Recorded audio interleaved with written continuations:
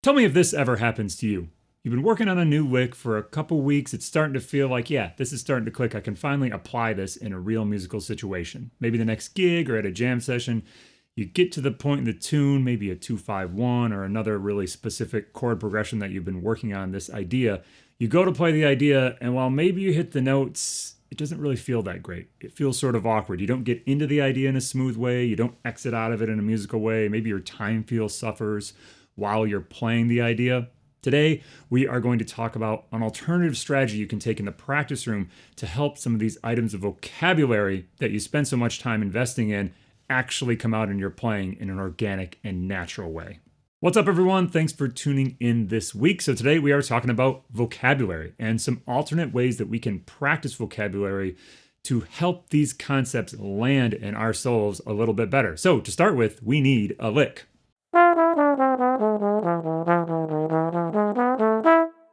So our most typical way of practicing something like this, a 2-5-1 line, would be to start just repping it, and getting some reps in the key that we're in so we can develop an understanding both from a music theory standpoint and more importantly, from an ear standpoint.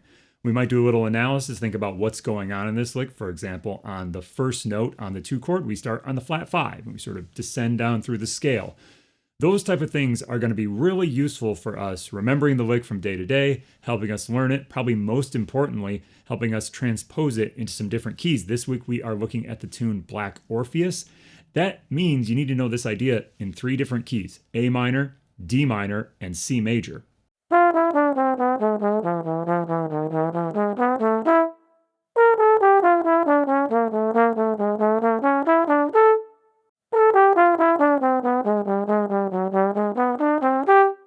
This type of practice is indispensable, and it's going to give you a really in-depth knowledge of how these items of vocabulary are built and played across the entire range of your horn.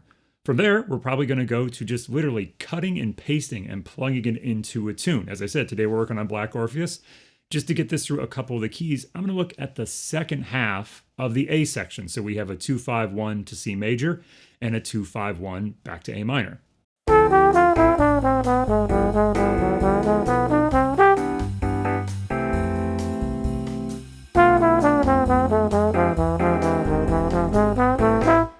This is a really tried and true method of working on these sort of ideas and is something you absolutely should be practicing. The thing we're going to talk about today is not an either-or situation, it's a both and.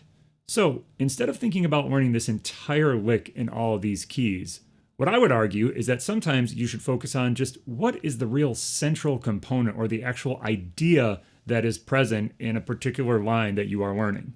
On this particular idea, it's all about what happens on the 5 chord. Let's break this down a little bit. When we go to 5 on this 2-5-1, I start on the E natural, and then I'm sort of circling around the root of that chord, going up to the flat 9, then actually going down to the major 7, which normally we don't think about works on a dominant chord, but because I'm just going either side of that root, of that E natural, it's all going to be fine. Then I pass through the G sharp on my way to the A natural to resolve. So the actual core or the type of idea that this is this sound.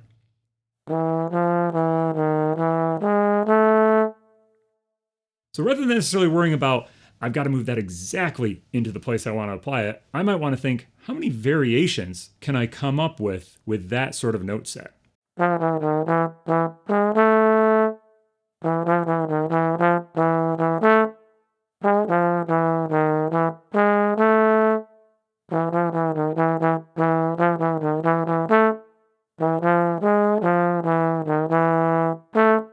Now that I have all these variations, I have lots of different ways I can access the sound, the core sound of this type of idea without getting so bogged down in every single note and if I hit them correctly like I was trying to pass a test. Now, if you want a few other of idea types, make sure to check out this week's free handout over on Patreon. It has a handful of them that work really well on this tune and also work well on minor 2-5s in general. They would work on some major 2-5s, but really geared towards minor 2-5s on that handle. So be sure to check that out. I think it's a good resource to get started on this way of thinking about vocabulary. So from there, we take this and we move it into our tune, almost like when we were plugging in licks, but giving ourselves a little more freedom of thinking, I just have to hit the idea of this lick, surrounding the 5 on either side, and then eventually resolving back to tonic by passing through in this case, the G sharp to the A, or whatever key center we need to be in. So here we go. Let's check it out on the first half of Black Orpheus.